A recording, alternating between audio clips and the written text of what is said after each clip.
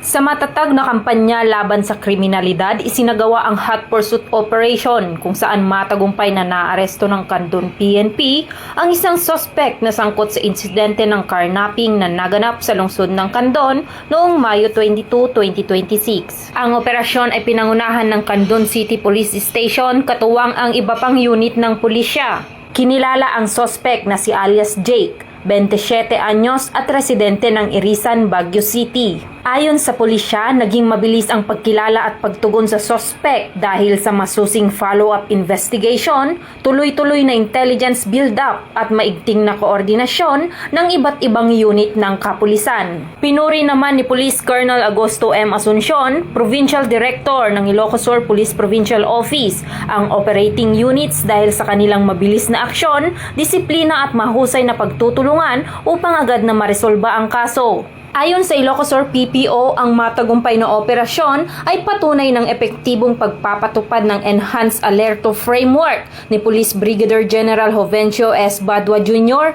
Acting Regional Director ng Police Regional Office 1 na nakatuon sa mas pinaigting na koordinasyon at mabilis na pag-aksyon laban sa kriminalidad. Layunin din ng kapulisan na patuloy na palakasin ang proactive policing at agarang pagtugon sa krimen upang matiyak ang kaligtasan at kapanatagan ng mamamayan sa buong lalawigan ng Ilocos Sur.